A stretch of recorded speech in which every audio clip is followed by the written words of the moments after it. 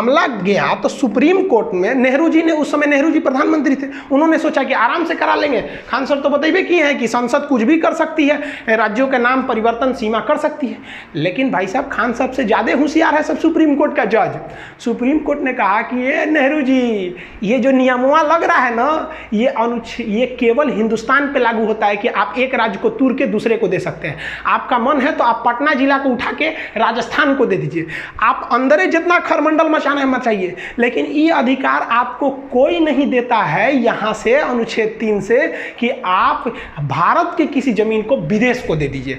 इसके लिए आपको संविधान में संशोधन करना पड़ेगा। तो नेहरू जी ने सोचा संविधान में संशोधन कर दे और इस मामला को सल्टा दे, लेकिन भारत में बड़ी विरोध हो गया।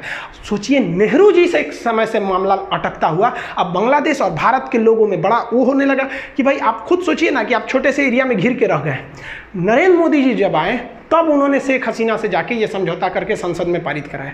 सोचिए नेहरू जी के समय का मामला आट के नरेंद्र मोदी जी किए, लेकिन नरेंद्र मोदी का कोई जनता विरोध नहीं किया, लेकिन नेहरू जी का विरोध किया। तो हमारे देश में भी एक खराबी है, हम लोग ये नहीं देखते हैं ना कि देश के लिए सही है या गलत है, हम लोग पार्टी का चेहरा बन जाते हैं, ये गलत है। आखिर वही काम कर रहे थे, जल्दी से उलट जाता। खैर राजनीतिक में नहीं जाना चाहिए। अब भाग 1 में केवल 4 अनुच्छेद थे, 1, 2, 3, 4। चौथा पर ये बड़ा सिंपल है। चौथा कहा गया है कि जब संसद अनुच्छेद 2 का प्रयोग करेगी यानी किसी विदेशी राज्य को मिलाएगी, या अनुच्छेद 3 का प्रयोग करेगी यानी किसी राज्य को तोड़ेगी, तो उसके लिए राष्ट्रपति से किसी विशेष अनुमति की जरूरत नहीं है, क्योंकि इसे अनुच्छेद 368 के बाहर रखा गया है। जिसे 368 में रख दिया जाता है उसमें राष्ट्रपति का साइन होना जरूरी है, लेकिन इन दोनों चीज को राष्ट्रपति का साइन की जरूरत नहीं है, क्योंकि पहले ही राष्ट्रपति को सूचना दे दिया जाता है कि हम विदेशी राज्य को मिलाने जा रहे हैं और या वर्तमान को तोड़ने जा रहे हैं। अब इस अनुच्छेद में कुछ छुपी हुई बातें क्या हैं, ध्यान से समझिए, जिसे हम रेड कलर से लिखें।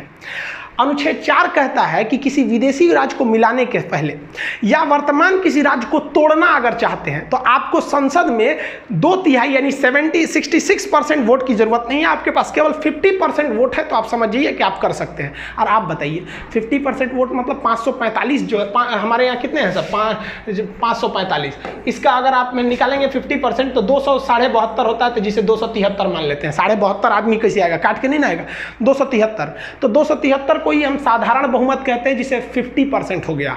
तो अब बताइए 273 सरकार के लिए चाहिए, तो यानी जो भी सरकार है उसके पास 273 बहुमत है और वो आराम से इस दोनों काम को कर सकती है, यानी ज़्यादा तामझाम करने की ज़रूरत नहीं है। दूसरा इसमें छुपी हुई बात क्या है कि ये विधेयक यानी 2 और 3 का प्रयोग करते पहले, यानी विदेशी राज्य को मिलाने और वर्तमान राज्य को तोड़ने से पहले ही हम राष्ट्रपति को सूचना दे देते हैं कि हम ये करने जा रहे हैं। इसलिए राष्ट्रपति को ये अधिकार ही नहीं है कि राष्ट्रपति उसको लौटाए कि आपने ऐसा क्यों किया, भाई हम तो पहले ही आपको सूचना दे दिए थे। इसलिए राष्ट्रपति इस पर साइन करने के लिए बाध्य है। बाध्य बनाने के लिए इसे 368 के बाहर रखा गया है। और इस अनुच्छेद की और छुपी हुई बात क्या है कि हमारे संविधान में एक अनुसूचियां हैं, कई 12 अनुसूचियां हैं। उस अनुसूची में 1 में लिखा गया है कौन कौन सा राज्य है। अब एक बात बताइए, आप किसी विदेशी राज्य को मिला लिए या किसी राज्य को तोड़ दिए, तो अनुसूची 1 में भी तो जाके वहां चेंजिंग करना पड़ेगा ना कि भैया हमने ये वाला राज्य मिला दिया या ये वाला राज्य तोड़ दिया। तो अनुसूची 1 में भी आपको चेंजिंग करना पड़ेगा। इसी के साथ उसमें भी राष्ट्रपति टोक टाक नहीं करेंगे। और अनुसूची 4 जो है उसमें लिखा गया है कि किस राज्य से कितने सांसद उठेंगे राज्यसभा के लिए। तो भाई आपने तोड़ दिया या मिला दिया तो जेन्युइन है, कुछ चेंज हो जाएगा। तो साथ ही साथ आपको अनुसूची 4 में भी चेंजिंग करना पड़ेगा और उसमें भी आपको कोई रोक टोक नहीं करेगा। ये संविधान का था आपका भाग संख्या 1। तो संविधान का भाग 1 अनुच्छेद 1 से 4 तक चालू होता है, जो कंप्लीट हो गया। 1 कहता है भारत राज्यों का यूनियन है, 2 कहता है विदेशी को मिलाओ। देखो संविधान वाला कितना होशियार था। पहले कहा कि विदेशी को मिला लो 2 में, और उसके बाद कहा अब मिल गया ना, अब जो वर्तमान में अब आ गया, अब इसको कूच काच करके कुछ भी करते रहो, कोई दिक्कत नहीं है। और अनुच्छेद 4 में कहा है कि ये दोनों काम आप साधारण बहुमत से कर सकते हैं, राष्ट्रपति इसमें बाध्य रहेंगे आपकी बात को मानने के लिए। अब अखंड भारत को समझते हैं। ये नक्शा देखिए, ये है हमारा अखंड भारत। इतना बड़ा भारत था, लेकिन इसके टुकड़े होते गए क्योंकि हम आपस में लड़ते गए थे, इसीलिए टुकड़े हुए। सबसे पहले जो हुआ 1893 में डूरंड लाइन खींच दी गई। यहाँ पर इंडिया पाकिस्तान के बीच में, अफगानिस्तान और पाकिस्तान तो उस समय भारत में ही था, यहाँ खींच दिया गया डूरंड लाइन। उस पार हो गया अफगानिस्तान, यानी अफगानिस्तान को अंग्रेजों ने साइड कर दिया क्योंकि वहाँ पहाड़ वगैरह ज़्यादा था, उतना उपयोगी नहीं था। तो ये हो गया डूरंड लाइन। ये वर्तमान में अलग करती है अफगानिस्तान और पाकिस्तान को। लेकिन जब ये खींचा गया था तो ये अफगानिस्तान और भारत की सीमा बनाती थी। एक डूरंड कप भी होता है, एक मैच जो फुटबॉल से संबंधित होता है, अक्सर क्वेश्चन पूछता है। तो ये अखंड भारत का पहला टुकड़ा। अखंड भारत का दूसरा टुकड़ा हो गया 1935 में। 1935 में यहाँ से म्यांमार जो उस समय उसका नाम था बर्मा था, ये अलग हो गया यहाँ से। और इस साइड से ये देखिए ये पाकिस्तान अलग हो गया। अब पाकिस्तान का विभाजन इस आधार पर हुआ था कि जिधर मुस्लिमों की संख्या ज़्यादा है उसे पाकिस्तान बना दिया जाए। तो इधर भी मुस्लिम ज़्यादा थे तो ये हो गया पश्चिमी पाकिस्तान और ये हो गया पूर्वी पाकिस्तान, जो आगे जाकर बांग्लादेश हो गया। इस पर एक अलग वीडियो बना दिए हैं, बांग्लादेश कैसे अलग हुआ था। अब बच गया हिंदुस्तान, इतना बढ़िया। अब ये हो गया आपका सीरियल रेड क्लिप रेखा जो भारत पाकिस्तान को विभाजन करती है। और भारत बांग्लादेश के बीच जो है बॉर्डर, उसे हम लोग जीरो लाइन के नाम से जानते हैं। भारत को जब आज़ादी मिली तो भारत का निर्माण करना इतना आसान नहीं था और वल्लभ भाई पटेल को कोई ऐसा ही लौह पुरुष नहीं कहता है। ये भारत का नक्शा देखिए, यहाँ जो आप रेड कलर वाला एरिया देख रहे हैं केवल वहीं पर अंग्रेज शासन करते थे, जबकि पीले वाले एरिया में भारतीय राजाओं का शासन था जो अंग्रेजों के चमचे बने हुए घूम रहे थे। तो अंग्रेजों के जो चमचे बने के घूम रहे थे तो उन्हें हम लोग देसी रियासत कहते थे। तो जब देश आज़ाद हुआ तो भारत में कई देसी रियासत थे। तो अंग्रेजों ने कहा कि देखिए भाई साहब, ये जो मेरा ब्रिटिश वाला एरिया है हम तो आपको दे ही देंगे, लेकिन उन्होंने इस पीले वाले क्षेत्र से कहा कि आप या तो पाकिस्तान में मिल जाइए या तो भारत में मिल जाइए, आपका मन तो आप स्वतंत्र राज्य भी बना सकते हैं, एक देश भी बना सकते हैं। तो पाकिस्तान में कुल 13 देसी रियासतों ने विलय कर लिया। इसकी बात छोड़िए, यहाँ पर भारत की बात करते हैं। भारत में जो प्रिंसली स्टेट थे, जो देसी रियासत थे, उनकी संख्या 552 थी। इन 552 राज्यों को मिलाकर एक फेडरेशन बनाना संभव नहीं था, क्योंकि फेडरेशन बनाते तो फिर टूट जाते हैं। इसलिए सरदार पटेल की जिम्मेदारी दी गई कि इसको मिलाकर यूनियन बनाइए। इस काम में 3 लोगों की महत्वपूर्ण भूमिका है। सरदार पटेल, वीपी मेनन उस समय के आईएएस अधिकारी सचिव हुआ करते थे, और माउंटबेटन का भी योगदान है। ये तीनों क्वेश्चन पूछता है। एक बार एग्जाम में पूछा था कि राज्यों के एकीकरण में किसका योगदान था, सरदार पटेल और वीपी मेनन का नाम ही नहीं था, तो उस समय आप लगाएंगे माउंटबेटन को। इन तीनों लोगों की ने मिलकर 552 राज्यों को आपस में मिला दिया। लेकिन 3 राज्य ससुरे बड़ी मनबड़ था सब। अब वो 3 राज्य कौन कौन से, तो भाई एक हैदराबाद, यहाँ देखिए ये जो देख रहे हैं ना, ये पहले एक स्टेट हुआ करता था हैदराबाद, आज भले एक शहर है, एक स्टेट हुआ करता था। हैदराबाद के राजा का अलग ही डिमांड था, उनको अलग राज्य चाहिए था। अरे भाई साहब, भाई ये अलग देश कहाँ बनाएंगे बिचुआ में से, यहाँ से अलग देश के लिए। लेकिन यहाँ पर अराजकता फैल गई, मारपीट बहुत होने लगा। तो सरदार पटेल ने चारों ओर से पुलिस भेज दिया, चारों ओर से। वो आर्मी थी, पुलिस की वर्दी में गई थी, जिसका नाम दिया गया ऑपरेशन पोलो। ऑपरेशन पोलो के तहत हैदराबाद को भारत में मिला दिया गया। इनके स्वतंत्र देश का सपना हमेशा के लिए टूट गया यहाँ पर। तो ये ऑपरेशन पोलो सफल हुआ। दूसरा ये वाला राज्य था जूनागढ़। जूनागढ़ क्या था कि जूनागढ़ की जनसंख्या जो थी, अधिकतर जनसंख्या हिंदू थी, लेकिन वहाँ के राजा जो थे वो मुस्लिम थे। तो जूनागढ़ ने कहा कि नहीं भाई, हम पाकिस्तान में जाना चाहते हैं। अरे भाई साहब, तू यहाँ से पाकिस्तान में कैसे जाएगा। तो सरदार पटेल ने जूनागढ़ में रेफरेंडम करा दिया, जनमत संग्रह। वहाँ के लोगों से पूछा आप कहाँ रहना चाहते हैं। ज़्यादातर लोगों ने कहा हिंदुस्तान में रहना चाहते हैं। बस जैसे हिंदुस्तान में रहना चाहते हैं, ये वाला भी मैटर सल्व हो गया। लेकिन अलग मैटर हो गया जम्मू कश्मीर के साथ। जम्मू कश्मीर की सिचुएशन थोड़ी अलग थी। यहाँ जनता ज़्यादातर मुस्लिम थी, लेकिन राजा हिंदू थे, राजा हरि सिंह। और राजा हरि सिंह ने अलग टाइप का डिसीजन ले लिया। उन्होंने कहा कि ना हम भारत में मिलेंगे और ना ही हम पाकिस्तान में मिलेंगे, हम एक अलग देश बनाएंगे। तो अंग्रेजों ने तो खुली छूट दी थी कि भाई जिन्हें अपना देश बनाना है बना लें। तो भारत ने कुछ नहीं किया, और लेकिन पाकिस्तान ने ना वहाँ से दगाबाजी किया। पाकिस्तान आतंकवादियों को घुसा दिया इस एरिया में, धड़ाधड़ यहाँ आतंकवादियों का पूरा घुस गया सब, इतना एरिया में आतंकवादी पूरा घुस गए थे सब। अब राजा हरि सिंह को लग गया कि अगर हम अपना देश बनाने के लिए चलेंगे ना तो मेरा परिवार भी नहीं बचेगा। तो भागे भागे आए नेहरू जी के पास, है नेहरू जी बचा लीजिए, हमको पाकिस्तान मार रहा है। तो नेहरू जी कहा हाँ एकदम बचा लेंगे हम। सरदार पटेल जी देखिए तो बचाइए इनको। तो सरदार पटेल कहे छोड़ दीजिए ओकरा, बड़का होशियार बनते थे, अलगे देश बनाएंगे, जो देश बनाओ, हमरा कौन चीज घटल है कि हम तोरा बचाने आएंगे, काय लिए बचाएंगे। तो हरि सिंह ने कहा कि महाराज पटेल जी बचा लीजिए। तो सरदार पटेल ने कहा कि 21 शर्त पे बचीबो, पहले तुम साइन करो किस पर, एनेक्सेशन पर। तो उसने साइन किया इंस्ट्रूमेंटल ऑफ एक्सेशन, मतलब विलय पत्र पर साइन किया 26 अक्टूबर 1947 को कि हम अब भारत में मिल रहे हैं। तो सरदार पटेल ने कहा ई न होशियारी हुआ, अब हम सेना भेजते हैं।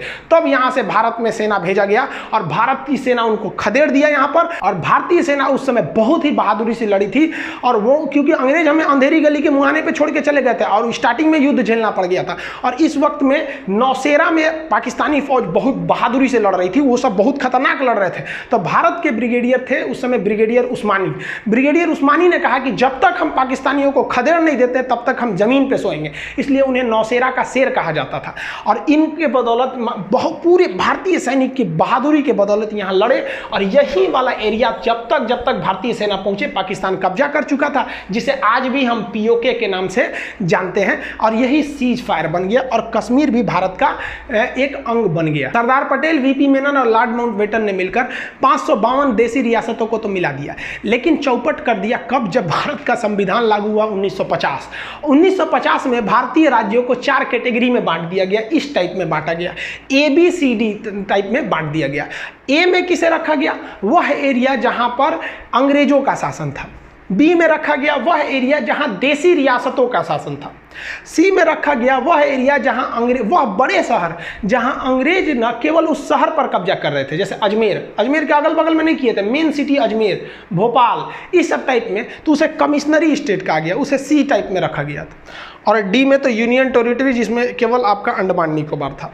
तो इस तरह से भारत थे साहब। अजी बताइए नहीं, इस तरह से भारत का नक्शा था। देखिए ना, ये अजमेर अलग है, भोपाल अलग है, इस टाइप का। मैसूर में अलग था, कमिश्नर का शासन चल रहा था, अलग अलग टाइप का था भाई, प्रिंसरी स्टेट वगैरह थे। तब क्या किया जाए प्रिंसरी स्टेट में? अब इसका शासन करने में बड़ा दिक्कत होता था, तो इसको बेहतरीन ढंग से बनाने के लिए कई कमिटीज़ का गठन किया गया, जिसमें सबसे पहली कमेटी थी इलाहाबाद हाई कोर्ट के जज SK धर कमीशन, जिसे SK धर आयोग कहते हैं, 1948 में बैठी थी। इनसे कहा गया क्यों ना हम भाषा के आधार पर राज्य बना दे, कि जहाँ पंजाबी भाषा बोली जा रही है पंजाब, जहाँ कन्नड़ बोली जा रही है कर्नाटक, इस तरह से जहाँ गुजराती है तो उसे गुजरात। तो SK धर ने कहा कि ये सरासर गलत होगा। तो उसके बाद एक और कमेटी उसी साल गठित की गई, JVP, जवाहरलाल नेहरू, वल्लभ भाई पटेल और पट्टाभी सिद्धारमैया, ये तीनों लोग की समिति ने भी कहा कि भाई भाषाई आधार पर राज्यों का गठन नहीं होना चाहिए। उन्होंने भी इसका विरोध किया। लेकिन इसी कड़ी में एक बहुत बड़ा मोड़ आ गया। मोड़ आया 1952 में। 1952 में ये वाला एरिया मद्रास था। देखिए कितना बड़ा था ये एरिया मद्रास। तो मद्रास से काट कर यहाँ आंध्र प्रदेश बनाने की बात चल रही थी कि ये एरिया आंध्र प्रदेश बना दीजिए, हम मद्रास में नहीं रहेंगे। तो सरकार इनकी बातों को नहीं मान रही थी, क्योंकि सरकार कोई भी काम करती है कमेटियों की सिफारिश पर। 2 कमेटी कही थी कि भाई हम भाषा के आधार पर नहीं करेंगे। लेकिन पेट्टू श्रीरामुलु नाम का एक व्यक्ति था जिसने कहा कि हम मद्रास में नहीं रहेंगे, क्योंकि मद्रास के निचले भाषा में तमिल भाषा बोली जा रही है और हम तेलुगु बोलने वाले हैं, हमें आंध्र प्रदेश चाहिए। नेहरू ने कहा नहीं देंगे। तो ये भूख हड़ताल पर बैठ गया। अई जवान 56 दिन तक भूख हड़ताल पे बैठ गया। 56 दिन पर भूख हड़ताल पे बैठने के बाद दिसंबर 1952 में इनकी मृत्यु हो गई। जब इनकी मृत्यु हुई तब भयानक बगावत शुरू हो गया दक्षिण भारत में। और लोगों ने कहा कि ससुरा ये नेहरू जो है ये तो डलहौजी से भी खतरनाक है, भूखले छोड़ दिया, यहाँ पर मर गए ये लोग। अब नेहरू का कह रहे फंस गए नेहरू। तो नेहरू जी को आनंद फानन में जनता की बात मानने के लिए मजबूर होकर 1 अक्टूबर 1953 यानी अगले साल, नेहरू जी ने बहुत सोचा था कि इसको लेपापोती करके दबा दे, लेकिन दब नहीं पाया और आंदोलन बढ़ने लगा और लोग भूख हड़ताल पे बैठे। नेहरू कहा कि भाई साहब सब मरिए जाएगा तो हमारी कुर्सी चल जाएगी। तो 1 अक्टूबर 1953 को मजबूर होकर सरकार ने भाषा के आधार पर मद्रास को तोड़ दिया और कहा कि जो नीचे बोले जाएंगे तमिल वाले उनका हो जाएगा तमिलनाडु, जो मद्रास के ऊपर में तेलुगु बोलते हैं उनके लिए हो जाएगा आंध्र प्रदेश। उस समय आंध्र प्रदेश की राजधानी कुल्लूर बनाई गई थी। तो क्वेश्चन 2 पूछता है यहाँ पर, भाषाई आधार पर गठित होने वाला पहला आयोग कौन था? तो SK धर आयोग 1948। हालांकि ये दोनों आयोग ने 1949 में रिपोर्ट दिया था। और भाषाई आधार पर गठित होने वाला पहला राज्य कौन सा था? तो पहला राज्य हो जाएगा आंध्र प्रदेश। जैसे ये राज्य बना, देहात में कहा जाता है छुए के छुअनी लग गई, मतलब किसी चीज को टच कर दे तो आदमी परख जाता है। बाकी राज्यों ने देखा कि अरे भाई साहब हम भी भाषा के आधार पर राज्य बनेंगे। तो गुजरात वाला कह रहा है कि भाई साहब ये बम्बई यहाँ से यहाँ तक है, ये हमारा अलग रहेगा, गुजरातियों के लिए गुजरात, मराठियों के लिए महाराष्ट्र। ले भाई साहब बवाल चालू, सबके लिए, सबको अलग अलग भाषा के लिए। सरकार पगला गई कि एगो को मनाने के चक्कर में गए ना, पूरे भारत में बवाल हो गया। इसलिए सरकार ने सोचा कि हम सुप्रीम कोर्ट से सलाह लेते हैं। तो सुप्रीम कोर्ट के जज थे खान बहादुर सर सईद फजल अली, जिन्हें हम लोग शॉर्टकट में फजल अली कहते हैं। तो सुप्रीम कोर्ट के जज फजल अली के नेतृत्व में एक आयोग का गठन किया गया और उन्हें कहा गया कि आप डिसीजन लीजिए कि देश का भविष्य किसमें ठीक है, भाषा के आधार पर किया जाए या क्षेत्र के आधार पर किया जाए। तो फजल अली आयोग में 3 सदस्य थे, एक फजल अली थे, 2 अन्य लोग थे। इसका गठन 1953 में हुआ था, लेकिन ये 2 साल बाद रिपोर्ट दिया था, 3 साल बाद 1956 में। याद रखिएगा, गठन 53, 56 पूछता है, ज़्यादातर रिपोर्ट पूछता है 1956 में। इसने कहा फजल अली आयोग ने कि भाषा के आधार पर राज्यों का गठन कर देना उचित है। गुजरात बोलने वाले गुजरातियों के लिए गुजरात दे दिए, मराठियों के लिए मराठ दे दिए, लेकिन ऐसा कानून नहीं होना चाहिए कि जिन्हें गुजराती नहीं आती है वो गुजरात में नहीं रह सकते हैं, जिन्हें मराठी नहीं आती है वो मराठ में नहीं रह सकते हैं।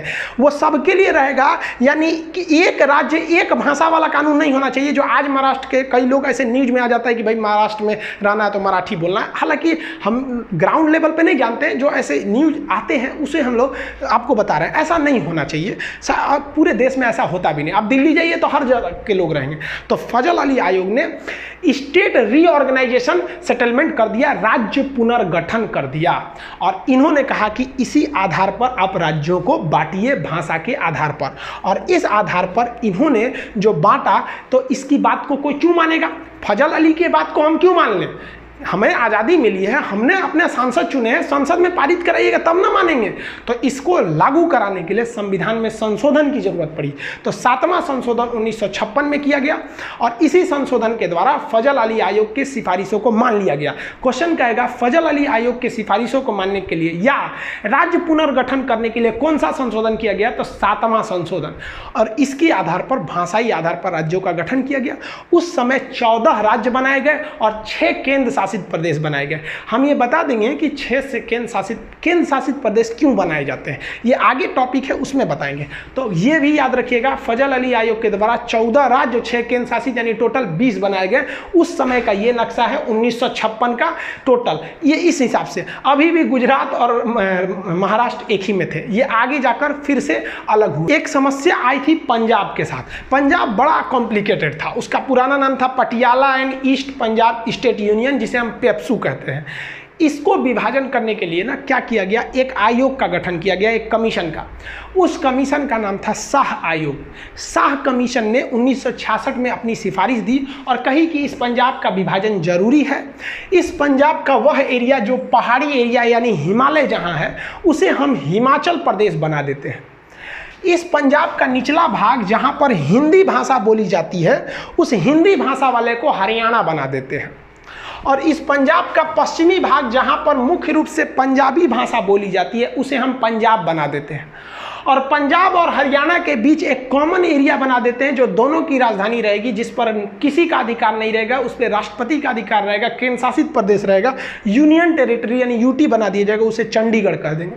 तो जिसे आप पेप्सू देख रहे थे वो 4 भाग में टूट गया। तो पंजाब राज्य का पुनर्गठन किया गया था शाह आयोग के सिफारिश पर। इस प्रकार भारत का एक विशाल साम्राज्य जो अखंड भारत के नाम से जाना जाता था, वो सिमट कर इतने में रह गया जिसमें 28 राज्य बचे।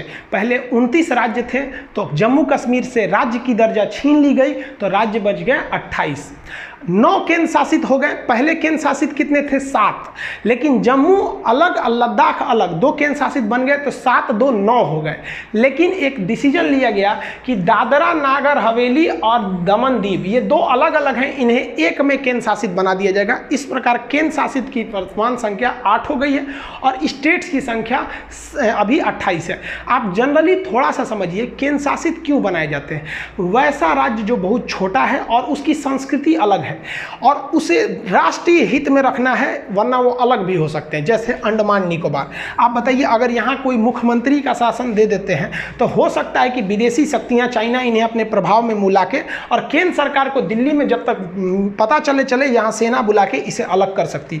इसलिए सरकार ने इसे केंद्र शासित बना दिया कि यहाँ मुख्यमंत्री रहेगा नहीं, सीधे यहाँ क्या हो रहा है ये दिल्ली डिसाइड करेगी। जैसे यहाँ लक्षद्वीप पाकिस्तान इधर से आके भी मिला सकता है, मुख्यमंत्री को पैसा वैसा दे देगा, कहे कि तुमको और कर देंगे, भाई कुछ भी हो सकता है। इसलिए कहा गया भाई साहब यहाँ तुम ताम झाम करबे नहीं करो, यहाँ का सारा डिसीजन दिल्ली लेगा। ऐसे ही पाकिस्तान यहाँ पे कर रहा था जम्मू कश्मीर में, मोदी जी ने कहा कि एक काम करे भाई, तुम राज्य रहबे नहीं करेगा, मुख्यमंत्री वगैरह नहीं रहोगे यहाँ पर। मुख्यमंत्री क्यों बनाए जाते हैं, वहाँ विधानसभा होती है। तो कह दिया भाई यहाँ का सारा शासन दिल्ली देखेगा, और यहाँ पर एक ठो असेंबली बना दी गई जिसमें मुख्यमंत्री, जैसे केंद्र शासित के मुख्यमंत्री के पास ज़्यादा पावर नहीं रहता है, सारा डिसीजन दिल्ली से लिया जाता है। तो राष्ट्रीय महत्व का होनी चाहिए, संस्कृति अलग होनी चाहिए, देश की मुख्य भूमि से दूर होना चाहिए। कई रीजन है जिसे बनाए जाते हैं, इसके लिए संविधान में अलग प्रावधान है। कौन सा राज्य कब बना, यहाँ पर हम सबका डेट बाई डेट यहाँ लिख दिए हैं। आप इसका स्क्रीनशॉट लेना चाहें तो ले सकते हैं, इसका PDF वगैरह एप्लीकेशन में है। जब तक आप इसी पे क्लास रेगुलर देखिए। आज संविधान का आपने एक भाग को खत्म कर दिया। अभी संविधान में टोटल 22 भाग थे, एक खत्म हो गया, 21 बचा। आई होप आप ये सब चीज़ों को समझ गए होंगे। मिलेंगे नेक्स्ट वीडियो में, तब तक के लिए जय हिंद।